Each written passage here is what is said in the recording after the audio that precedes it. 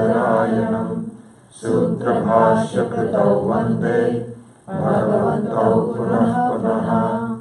ईश्वरो गुरुरात्मेति मूर्तिभेदविभागिने व्योमवद्व्याप्तदेहाय दक्षिणामूर्तये नमः।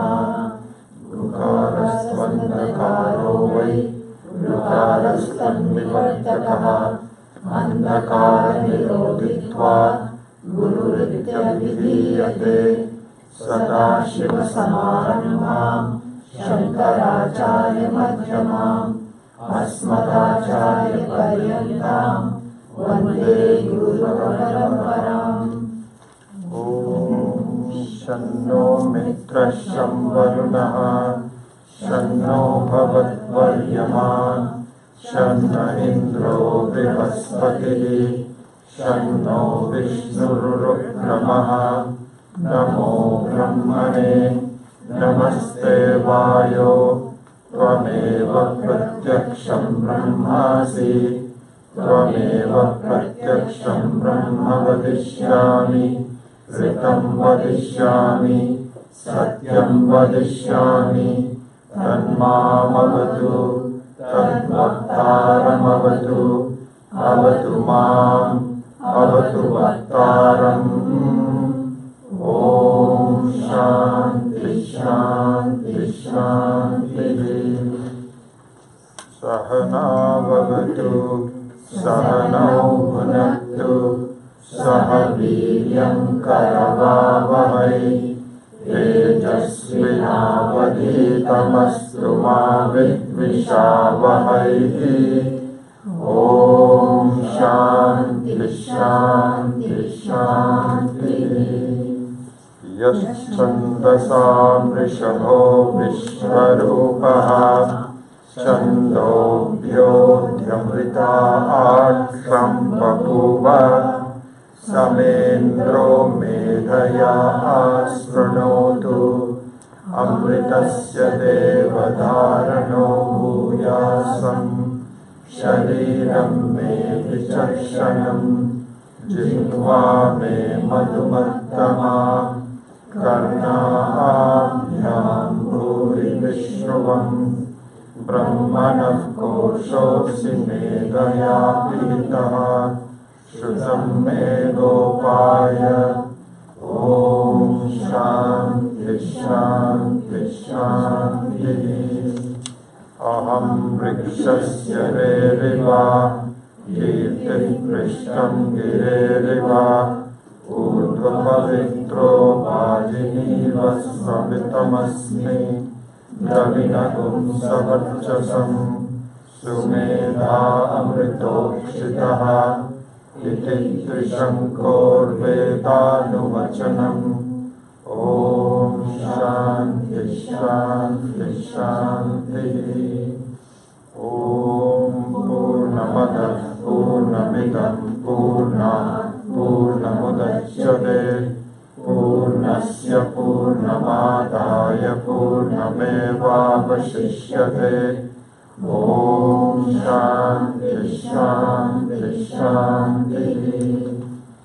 ॐ आप्यायन्तु ममाङ्गानि वाक्प्राणश्चक्षुः श्रोत्रमथो बलमिन्द्रियाणि च सर्वाणि सर्वं ब्रह्मोपनिषदम् माहं ब्रह्म निराकुर्याम् मा ब्रह्म निराकरोत्।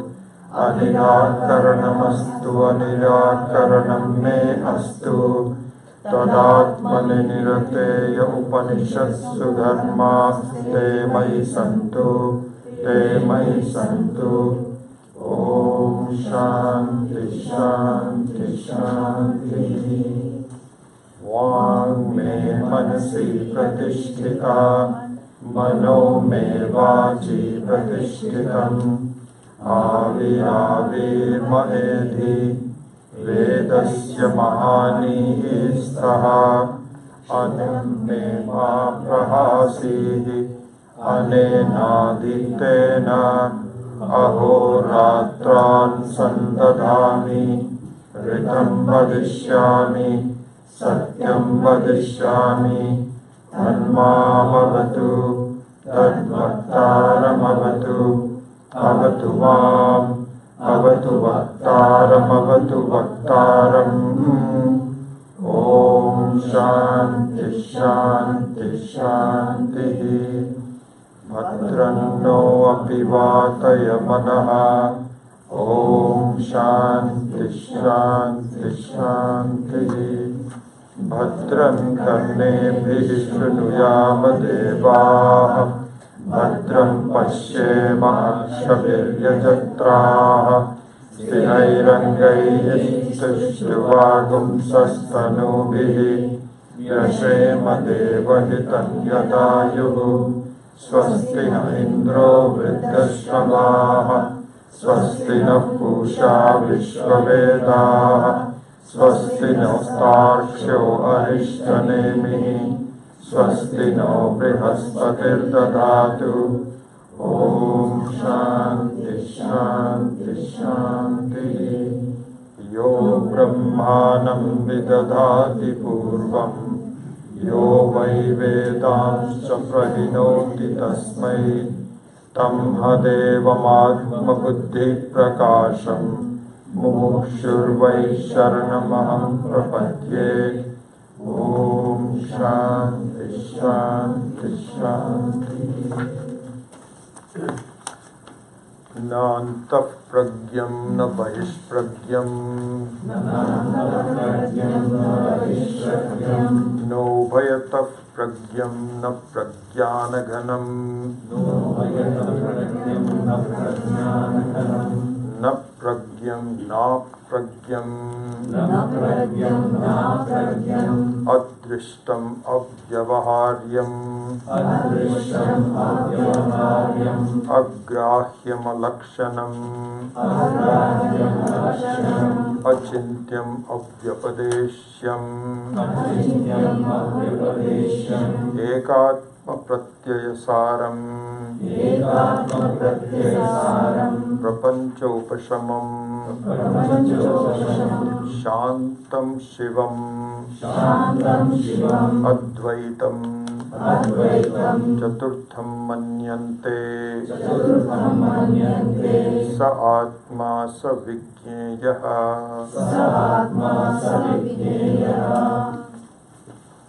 Verse Karika number 16.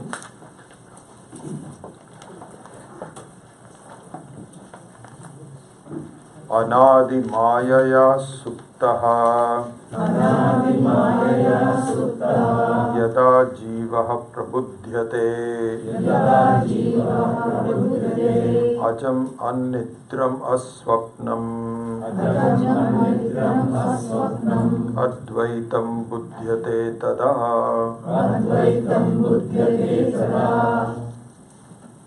So this is the verse we were doing last time when we met, almost like a month ago. And all of these verses are very, very helpful.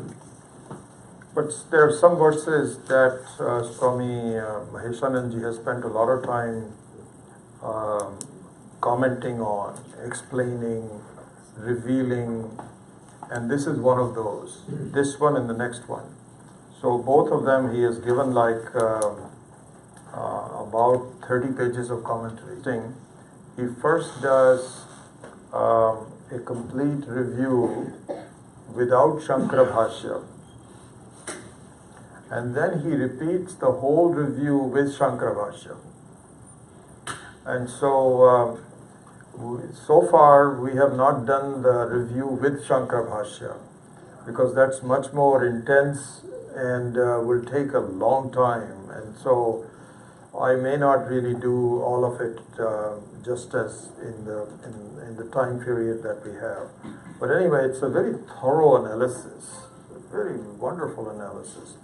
So we have done the first part without the Shankara Bhashya, bringing in Shankara Bhashya here and there, but in the second part he does it in a very detailed manner. So this is one of those important verses that he spends a lot of time on, and so I think we've already started on it. So let's continue. Anadi mayaya suptaha yada jivaha prabudhyate ajam anidram aswapnam advaitam buddhyate tada. So in the English translation, which I think what I had recommended to you, I hope that you take up on it, is to write out the English translations in your own language and compile it. And it should be close to what it is, but some of the words used is Old English. And in some cases, not even correct. Here I think it is okay, but not correct Vedantic, because these are written by not students of Vedanta, well, some students of Vedanta, but they haven't had the Sampradaya, I feel. So they have academic knowledge, and academic words are not as useful. So I would recommend that you take the time out and do it over time to translate it in your own languages and so on. Anyway, let's look at his translation. So when the individual soul, and by the way, I feel that the English translation of the word soul is quite an accurate translation of the word jiva. So just pausing on that for a minute. Here also Swami Maheshananji goes, especially when the Shankara Bhashya comes in, there's a lot of explanation of just the word jiva, but just in short, the word soul to represent jiva is a pretty good one, I think. Why? Because, as you know by now, that the jiva is some kind of a continuous personality. Each one of us is a continuous personality that has some substance to it. I cannot say that this is a person. We cannot say that. So I'm using my words carefully. I cannot say this is a person, although we use the word, person and so on, because there is only one person, which is Ishvara. And so we are nothing but a personality of that person. Each one of us, strictly speaking, is not a person. We are a personality. Personality, what's the difference between person and personality? The person is one which is non-changing, real. And it doesn't exhibit, you may have some borrowed things on top of it, but it is intrinsic to the vastu. This is a person. And that is Brahman. That is only one person, which is Ishvara Brahman, which is us. But the way we take ourselves to be is we fail to recognize that we are that person. So as a result, we develop a personality, actually we have a personality. And that personality is a long-term personality. That is called a jiva. That is called a soul. So the soul is not the person, it is not our reality, but it is a borrowed personality which has the most longevity that you can think of. We have anadi, we'll go into that in 1 second, but just to look at the word jiva, I got sidetracked by this translation called soul, and it's a good one. So please understand that when we say the soul of a person, that is the Sukshma Sharira. And the Sukshma Sharira also is a personality. It is not a person.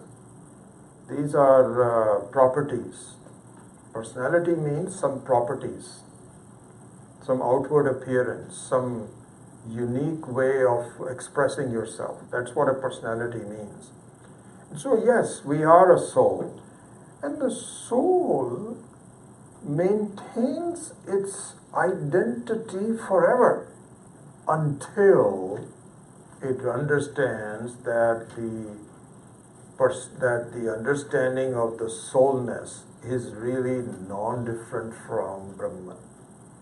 And then you give up the soulness per se.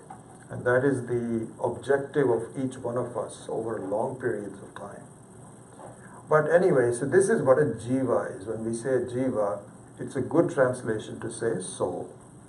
Anyway, going back to the translation, when the individual soul asleep, suptaha, owing to the beginningless maya, anadi mayaya, is awakened, prabudhyate, he then realizes, here the translation, Swami Dayananji doesn't like that word realizes, but he understands, he knows, he sees the reality of it, of the unborn, sleepless, dreamless non-duality. Pretty good translation, I think. Anyway, so that's the overall translation. So now, let us start with the word yada. This is an important word, yada. So, normally yada is what is called, it is a kalavachakaha. Kalavachakaha means it indicates a period of time. Yada. So, like for example, you tell someone, when you get here, then something. So meaning when you get here means at the point in time when you reach here, then we will discuss it. So that is our normal understanding of the word yada. Yada tada. So it's what is called a kalavachakaha. But now in the understanding of Vedanta, we should see the word yada is not a kalavachakaha. Not a kalavachakaha. Why? And this reveals an important way of viewing things. So, what Shastra says is that please understand that the basis of all forms is formlessness.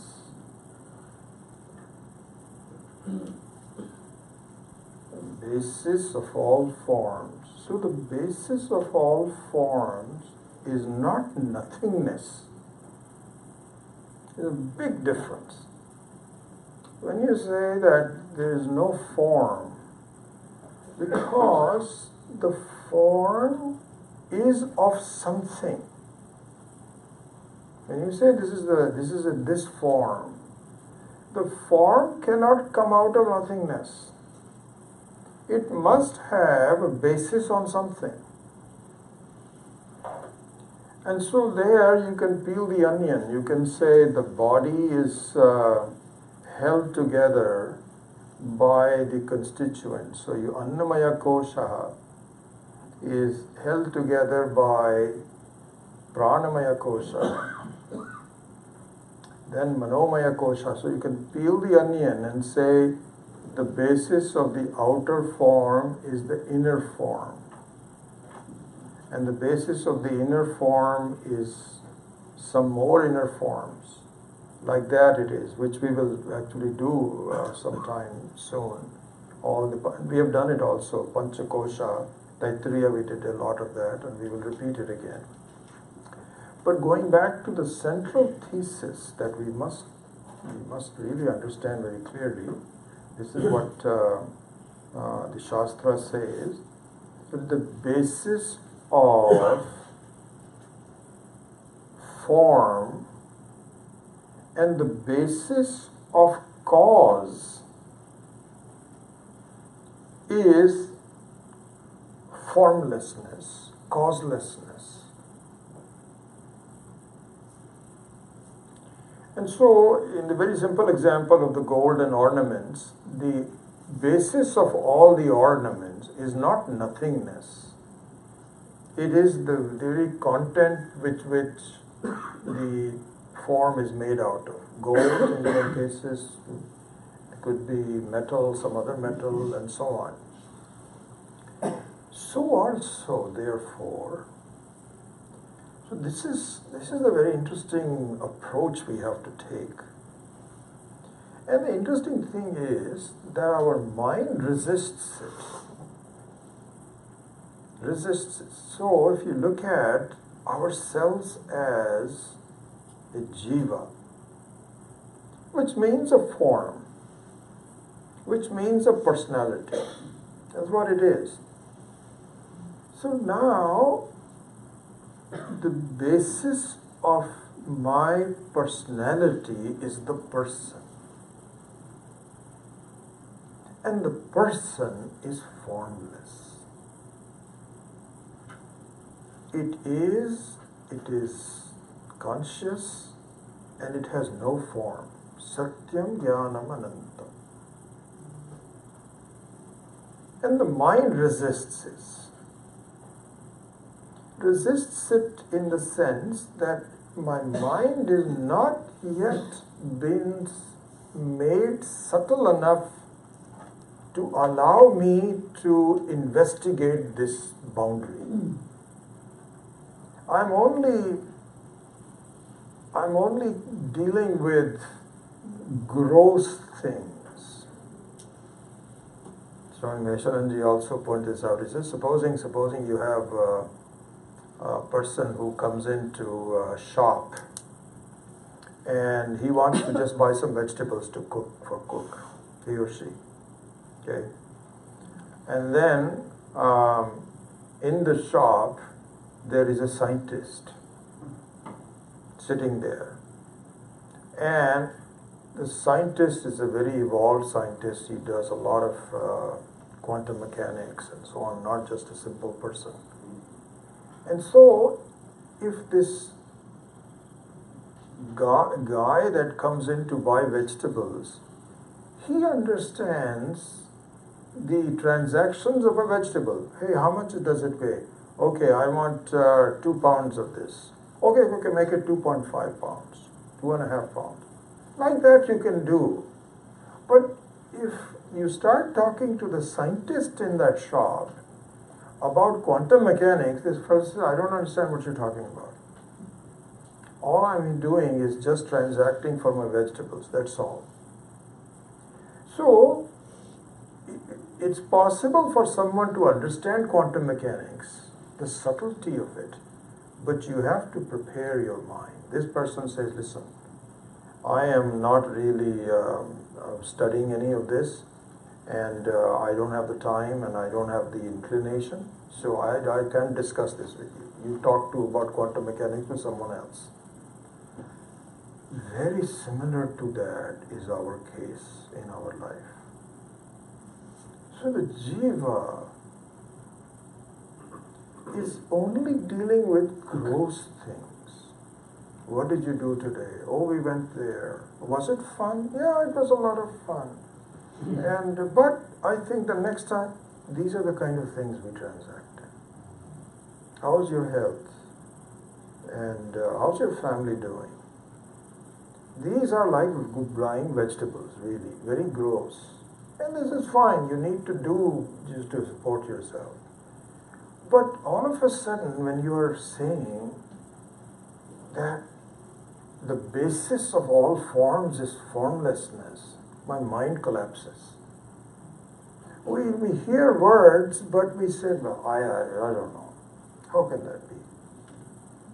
So the preparation of the mind, this is why they say, at Vedanta, this is called Rahasyam. Rahasya means it's the greatest secret. So the self-knowledge is the greatest secret. Why? Because it is difficult to understand. You don't have to say, I'm going to not show it to you, this is a secret, and I only give it to some people. It's not like that. It is available to everyone, but not understood. Why? Because the preparation of the mind is not there. You have to bring it down to the subtlety of it. So really all of these verses, Karika and Upanishads and so on, is a process to develop the subtlety. Your mind through the viveka. We talked about in that special session that we had, about a week ago in that special room. Same thing on viveka there. What I said was that your Atma, your blessing of the self, comes in when you develop the viveka. I gave this example there where you can distinguish between a space and a solid object easily enough. This is a table, this is a space, that you can see. But to understand the difference between air and space requires more subtlety. More subtlety. Because the two of them are mixed up. You can say it's hot in here, or you can say this is very dusty in here. So when you say dusty, you're mixing up the space and the air. Right now, for example, there are air particles that you don't even see. They look like space. But really speaking, the space cannot be affected by heat. It has no color, even though it looks blue. It has no color. It cannot have heat. So to distinguish between Vayu, air, and Akasha requires more subtlety. So this is the objective that we should have in our life. And that the hidden self, the hidden Ishvara, which is you, is hidden from you.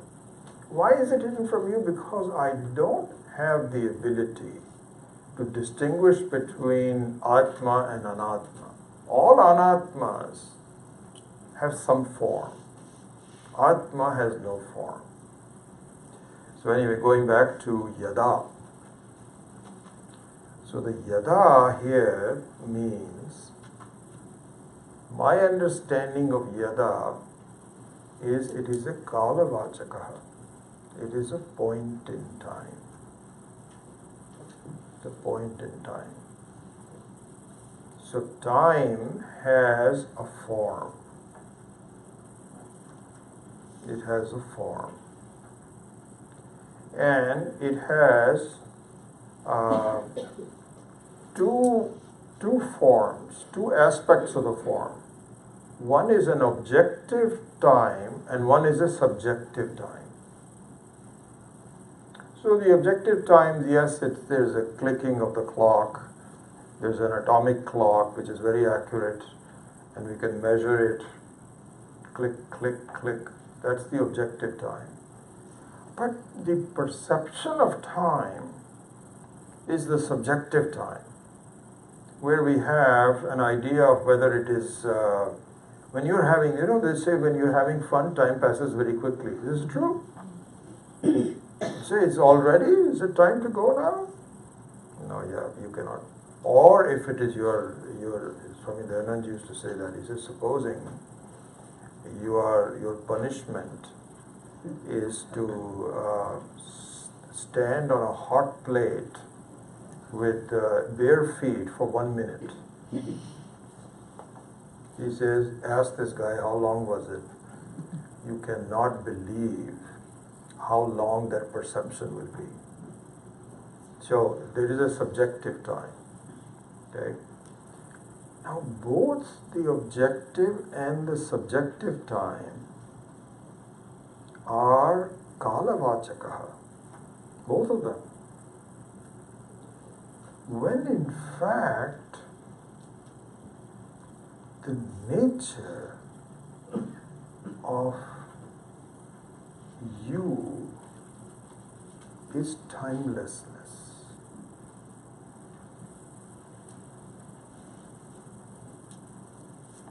So you as a jiva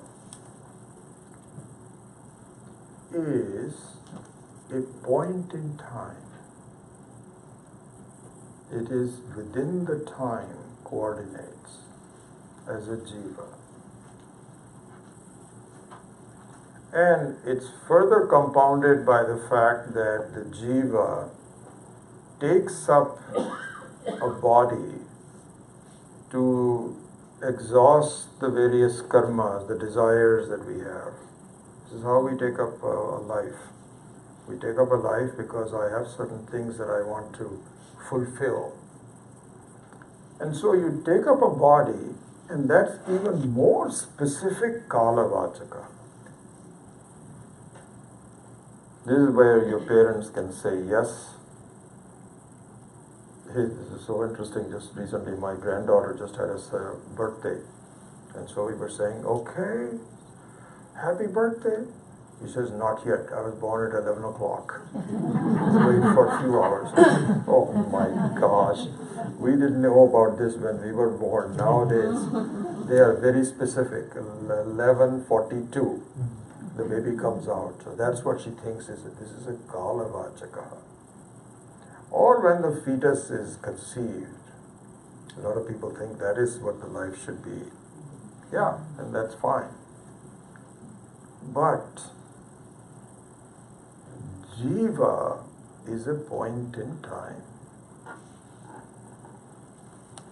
You, the person, is not a point in time. In fact, time is one of your properties. It's one of your personality. It is something that you can take on. You don't have to take on. It is kind of like just acting. Here, Swami Maheshananji made a very interesting point. He says, like for example, there is a director and a producer who are just made a film. Okay?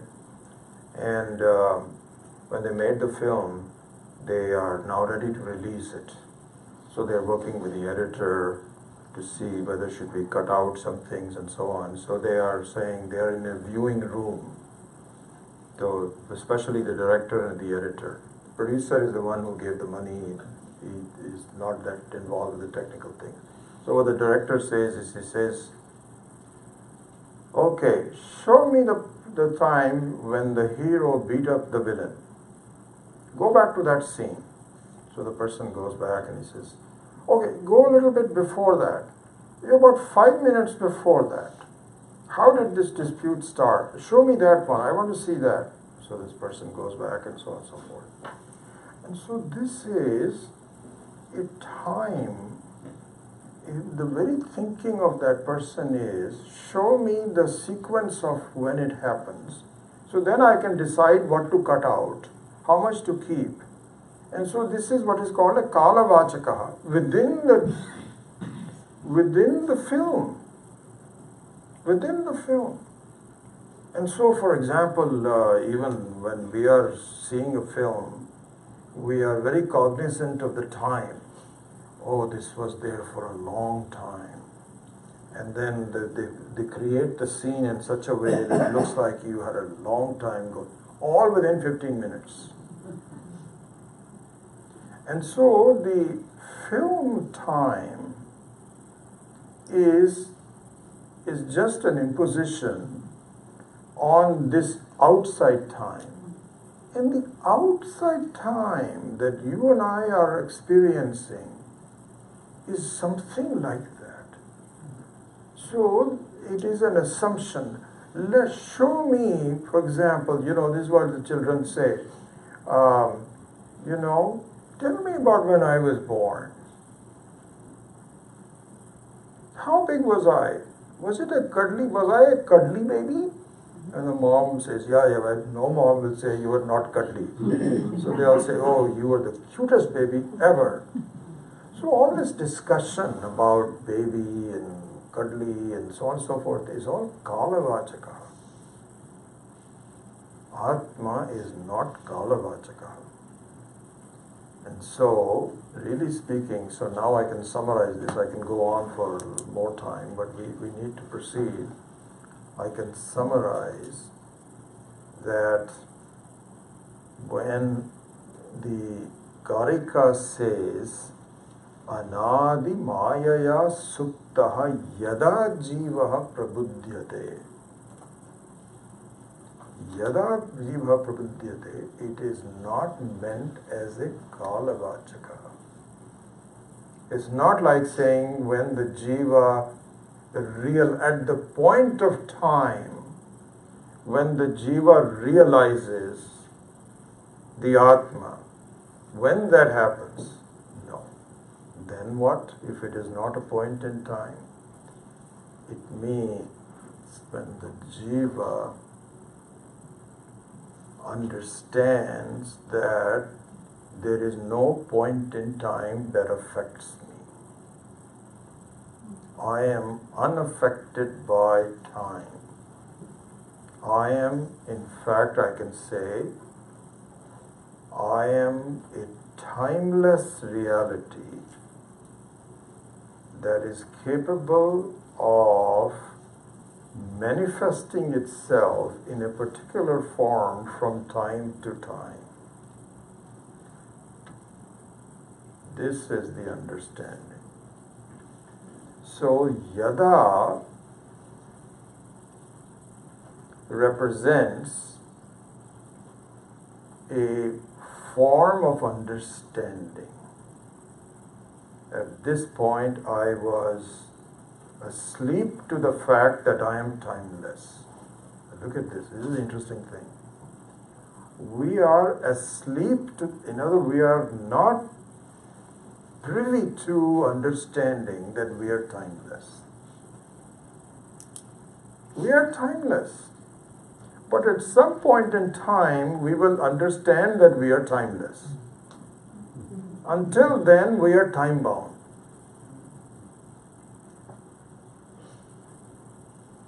And in fact, you can see this. In fact, the past and the future are nothing but concepts. These are imaginations. Imaginations. The reality of any point in time is now. Right now, we are now. Now. Timelessness. Now means timelessness. Time. Now. But our minds at this point cannot grasp it. We'll be honest with ourselves. Yes, we haven't developed the subtlety. But the truth is there. And so until then, when you say now, your mind says 1 second, 2 seconds after I say now, you say now. So we are still captivated by when. What time did we say now? This is what we are captivated with. But really the reality of time is now. I told you this beautiful sign that somebody says that cash today, credit card tomorrow.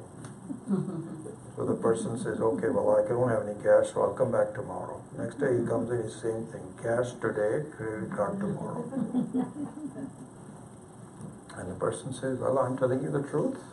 This is what it is. I want cash today. And there's a very nice way of saying no credit cards. I just want cash. So really speaking, this is the situation. There is no future. There is no past. Those are concepts of time within the point of kalavachakas. But the very essence of that is now. And this now, when it is tinged with a clear understanding of what now means, up to that time it becomes a point in time. So now we can summarize the word yada means when the jiva, who is ignorant of the fact that he or she is timeless, becomes cognizant of the fact that you are timeless, then something happens. So yada jivaha prabuddhyate. And we also, just to summarize, so I think we're done with the word yada for now. So when the jiva is awakened, and we saw that this was, if you recall from your last class. So here the interesting thing is that the jiva cannot awake by himself or herself. It's not possible. Something wakes you up. Something wakes you up. So even when you are asleep, for example, either a sound wakes you up, or supposing there is no sound, your samskaras wake you up. Your ideas, your so on so forth. I've got work to do. I got things to do. And so something wakes you up. So here also, it is prabuddhyate means when you are awakened. Something has to awake. Somebody has to awaken you from this slumber of being time bound. And so this is an interesting, very important thing. It took me a long time to understand why is it that someone has to awaken me? Why is it that I cannot do it myself? And the reason for that is, this is again, it will take several minutes, several hours to discuss this. This is a very important topic, really. The reason for that is that my entire understanding and my entire conception of myself itself is false. So me as a ahankara, my personality, this is who I am, that itself is false. And so all of my conclusions have the basis of this ahankara, which is a false ahankara. And no matter how well you try, you cannot get out of it. Because I am unable to get rid of this ahankara because I don't have any alternative. And just by reading a book which says that you are timeless and so on and so forth doesn't do it. It's not strong enough. I'm able to dismiss it. My doubts overwhelm me. And so the whole idea of the teaching is to convince you. This is convincing. Hey, you don't understand what you are losing by clinging on to the false I. It's like a room space where you say, you know what, this is what I am. I'm okay with it. I may not be, I'd like to be a whole big hall, but this is okay. It's all I need. And don't bother me. Until you find, for example, it gets very hot or something like this, and then you want to have something else. And then it is said that your idea of just being a room space, you are shortchanging yourself because you can be the whole space. No, I don't want to be the whole space. I just want to be, because you need to have a little form around you. That I'm okay with the room space. Anyway, that may not be a perfect example, but in the case of a jiva, you cannot devolve yourself from the understanding that I'm a jiva. Because the understanding that I'm a Paramatma is neither subtle enough for me to understand, I cannot understand the advantages of it. All that has to be done by the Shastra. Therefore, the Shastra alone can awaken us. Ishvara alone can awaken us. We cannot do it by ourselves. So that's why this is the passive use of prabuddhyate. It is awakened. And so this is an important thing. We will talk more about this some other time. Then comes the word anadi mayaya. Because the anadi mayaya is an adjective to sutta. Sutta means asleep. So anadi mayaya means that through some power, you can ask when was I not awakened to this fact? It's very interesting, So, for example, you just think about it. We just casually say, I went to sleep.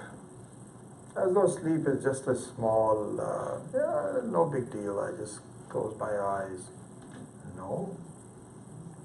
The sleep, the whole phenomena of sleep is an amazing phenomenon. Very powerful.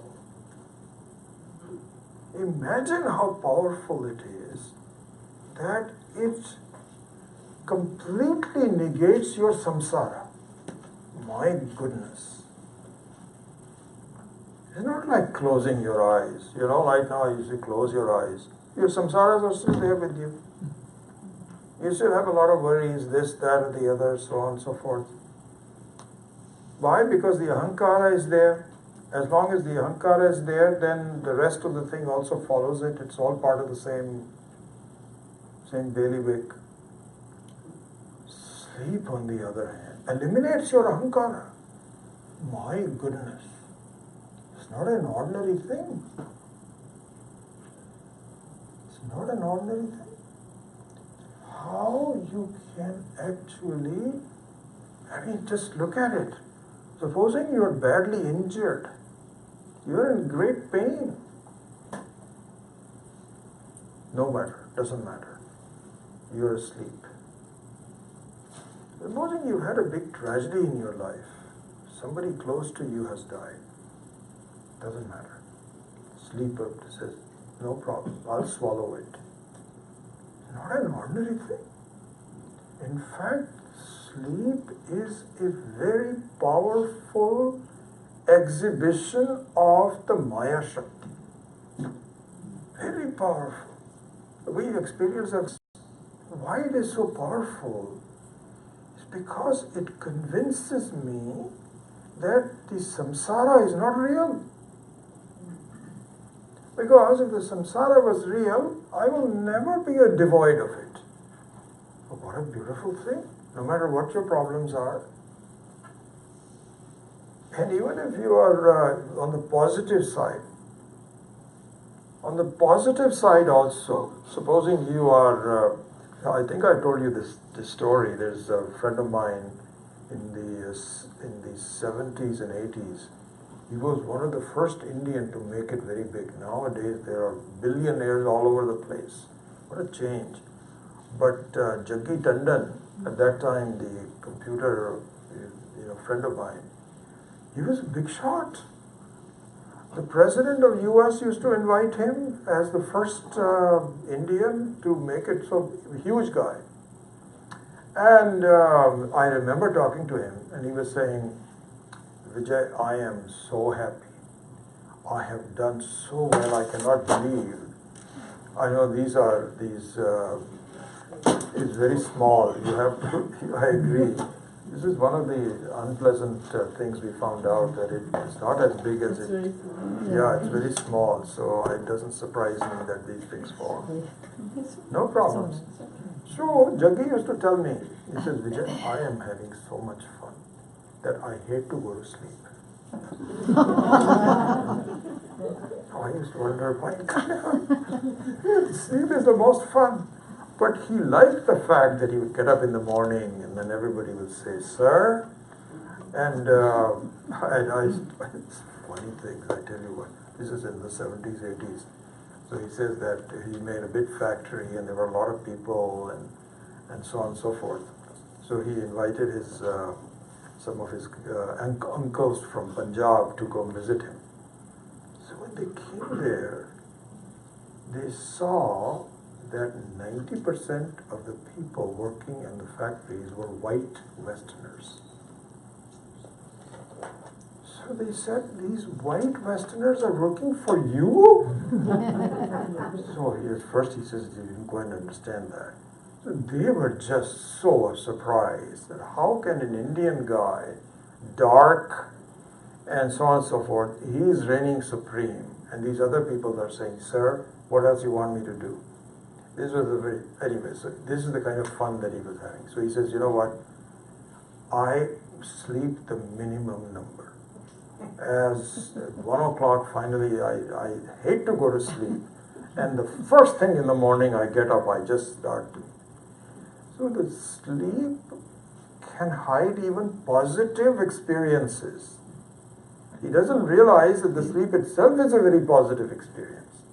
Anyway, all I wanted to say was, Anadi Mayaya Suptaha, that the power of sleep, which we should think about, the power of sleep, this is the power of Ishvara.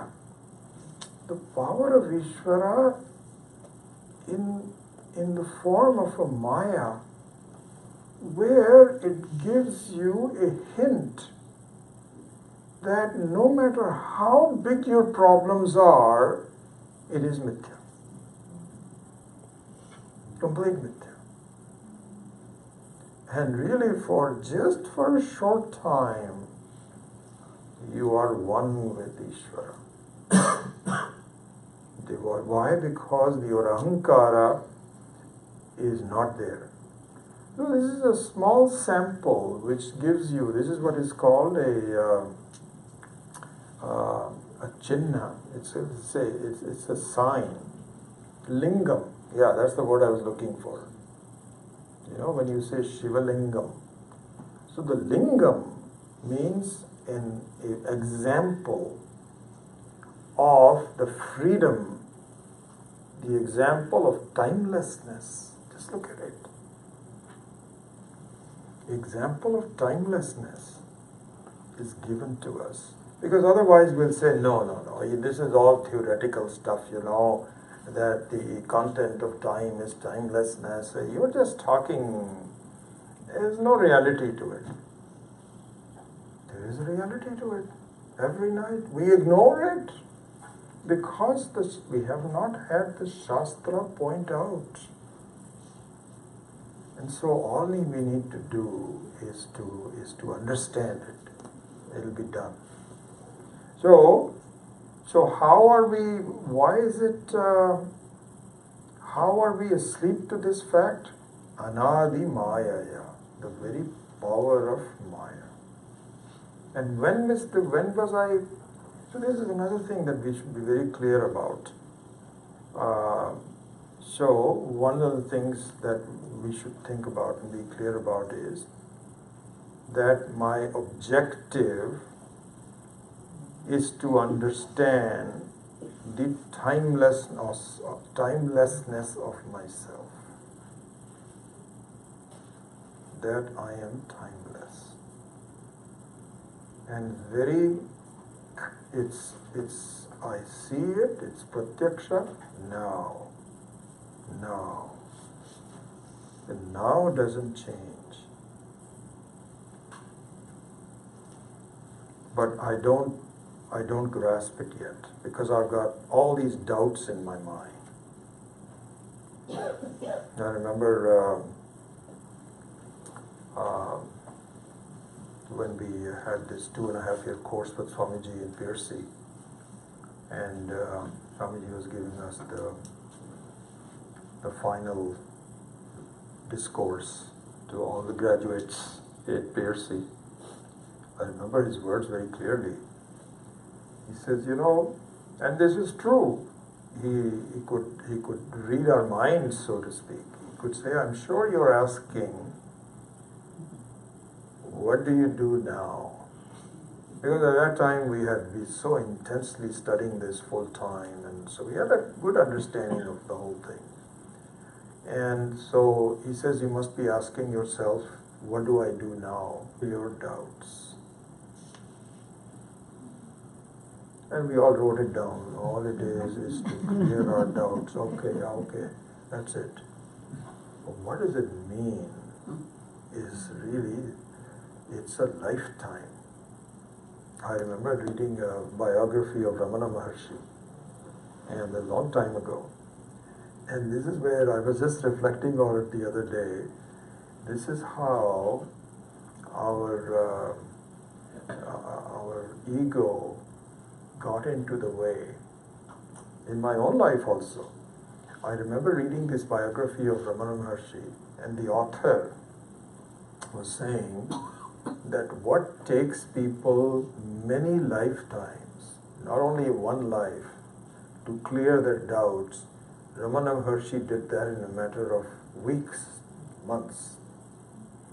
And I remember reading that, and I said, well, I guess I may be another Ramana Maharshi, because my doubts are clear.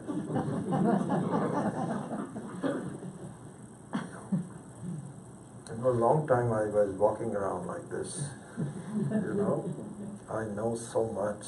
If these people can just listen to me, they'll be so wonderful. No. Doubts are not that easy. This is what we have to do. So this is what the Shravanam and Mananam means. So Mananam means you have to clear the doubts. And so one of the doubts is that I am timeless. And how come I don't act as though I am timeless? So timelessness, so this is only with respect to time. This is also true in terms of space. You can expand it in all directions. So, for example, our jiva feels that I am here at the moment in Milpitas Boulevard. Right? This is where we are. The fact of the matter is, just like you are in a given time capsule, you're also in the space capsule. You are, in fact, you are. Not you are here or there, you are. The here and there is with the jiva, but it is not with the atma. So it is exactly like the room space. When you say room space means I am this much. Yeah, you can say you are this much, but you are also that much. No, I am not that much. No, that I don't understand. But you are. It's the same space everywhere. So the kala vachakaha of yada can be extended everywhere in terms of space, in terms of vastutva, that I am only this much, when in fact you are everything.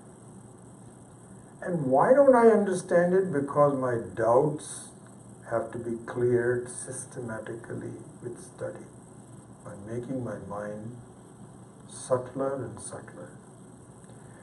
So this is an important thing to see, that I am the very timelessness of time. I am the spacelessness of space. And so this is one important thing. Another thing I should think about is this anadi mayaya. Anadi.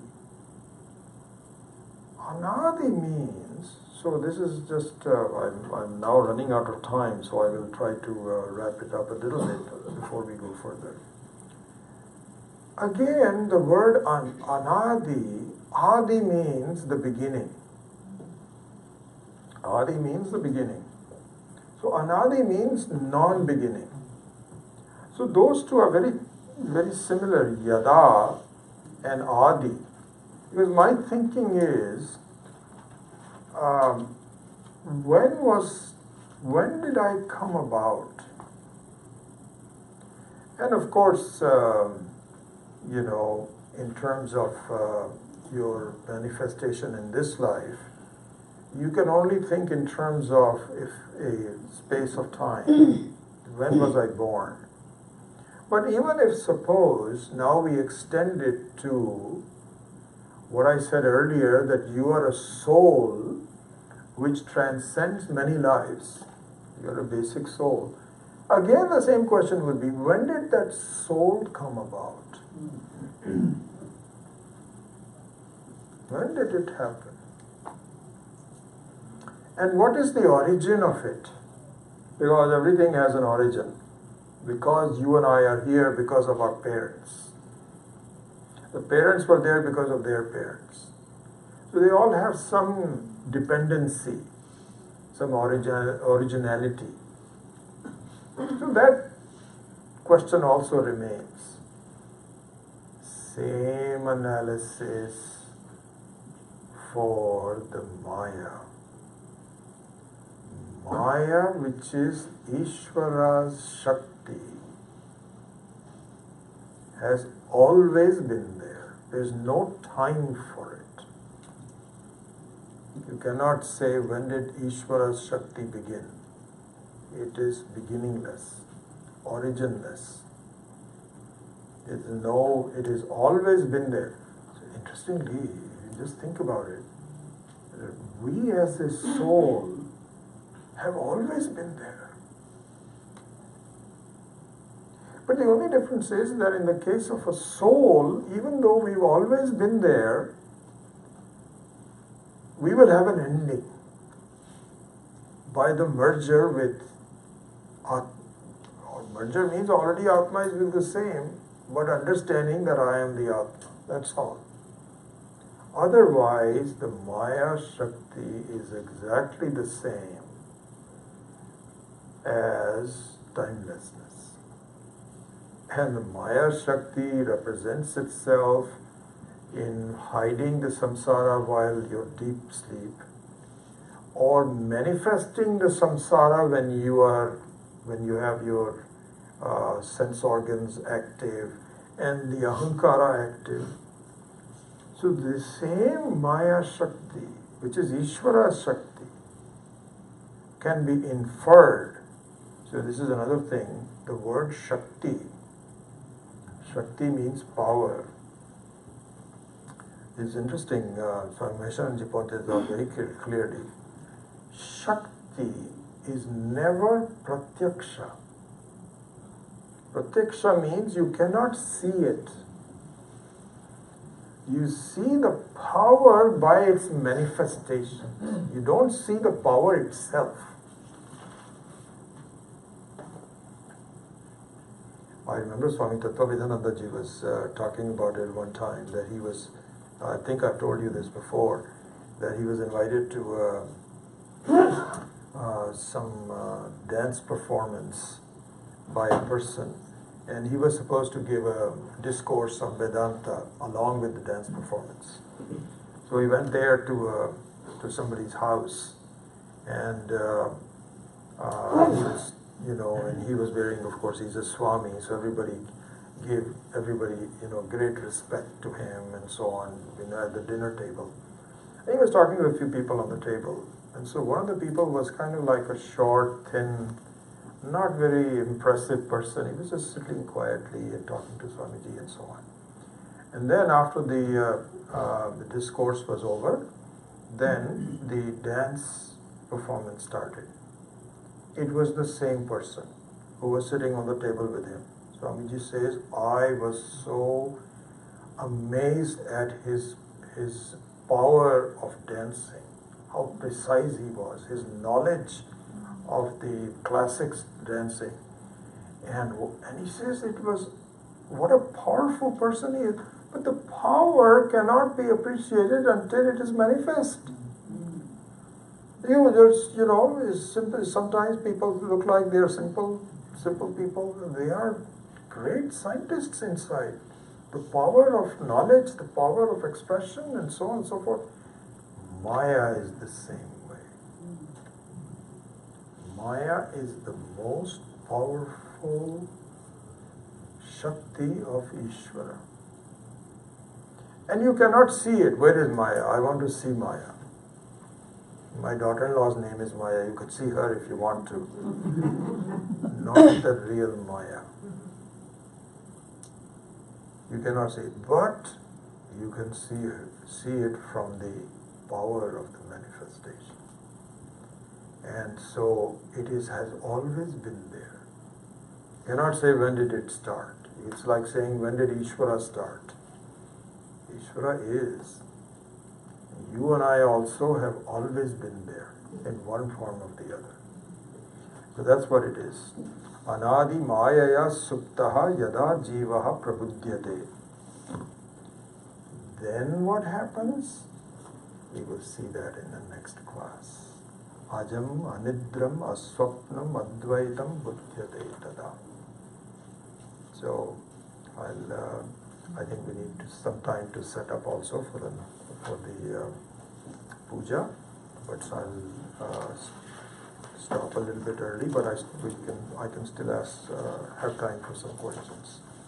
Om Swasti Prajabhya Paripalayantam Nyayena Margena Mahi Mahishaha Go Brahmaneya Shubhamastu Nityam Loka Samasta Sukhino Bhavantu Kale Varshatu Parjanyaha Prithvi Sasya Sharini Desho Yam Shobharitaha Brahmana Santu Nirmayaha Sarve Bhavantu Sukhinaha Sarve Santu Niramayaha Sarve Bhadrani Pashyantu Ma Kaschit Dukkham Bhave Asato Ma Satgamaya Tamaso Ma Jyotirgamaya Mrityo Ma Amritagamaya Om Purnamada Purnamidam Purnat Purnamudachyate Purnasya Purnamadaya Purnameva Vashishyate Om Shanti Shanti Shanti Hari Om Shri Gurubhyo Namah Hari Om. Yes? You were talking about Shakti. Is it the same sort of concept in science like kinetic energy or? So the kinetic energy is part of that, yes, absolutely. So kinetic and potential energies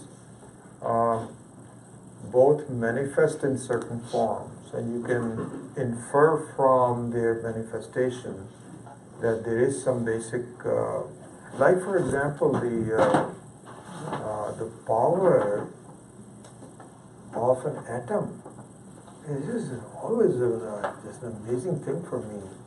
That how by exploding an atom, so much energy can be created that now we don't know what to do with it. We're trying to curb the nuclear energy. Amazing, just some atoms by colliding and so on and so forth. Amazing amount of fission and fusion.